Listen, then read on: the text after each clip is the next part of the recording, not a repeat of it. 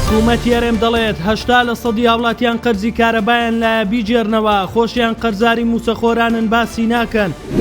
بۆ یەکەم جار نرخی بنزین لە 2500 دینار نزیک دەبێتەوە و مەترسی نەمانیشی لە بازار زیاتر دەبێت.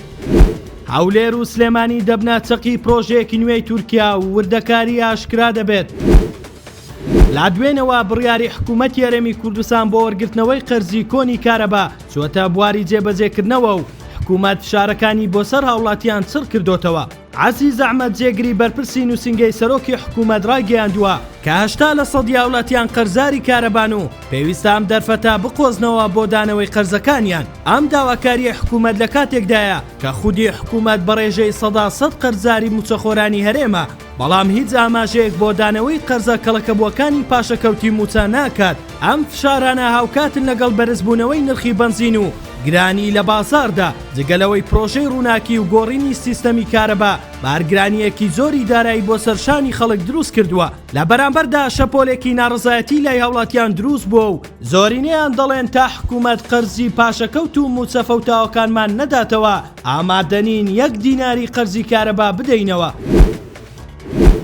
بۆ یەکەم جارە لە مێژووی حکومڕانی هەرێمی کوردستان نرخی 1 لتر بنزین 2000 دینار تێپەڕێنێت و ئەمڕۆ لە هەولێر لیترێک سۆپەر گەیشتە 2100 دینار. نرخی لیترێک بنزینی محەسەنیش لە خوار 2000 دینارەوەیە. هاوکات لە دهۆکیش نرخی بنزینی سوپەر بازیدا بۆ 2275 دینار و نرخی لترێک محەسەنیش بوو بە 1850 دینار و نۆرماڵیش بوو بە 1500 دینار. با گوێرەی زانیاریەکانی ستاندەر، هۆکاری سەرەکی گرانبوونی نرخی بنزین بەو شێوە بەرزە دەگەڕێتەوە بۆ پاڵاوگەی لاناز و کار کە بنزینی نۆرماڵی بازرگانیان بە بەنزیخانەکان نەداوە.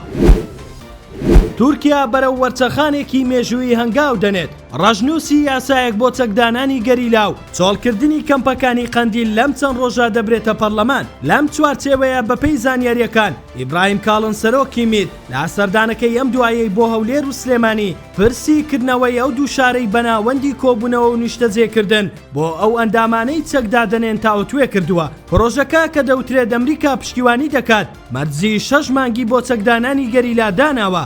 بڕیارە پاش پەسەندکردنی عەبدوڵڵا ئۆجەلان بانگەوازی گەڕانەوەی یاراستەی گەریلاکان بکات. ئەوانەی چەکدادنێن دەتوانن دوای 3 ساڵ کاری سیاسی بکەن، بەڵام یاساکە سەرکردانی قەندیل و ئەوانەی بە قسەی خۆیان دەستیان بە خوێن سووران ناگرێتەوە. تاوکوێسا هیچ لایەک بە فەرمی وردەکاریەکانی نەخۆستۆتە ڕوو، بەڵام یاساکە پێویستە لەم مانگە دەربچێت.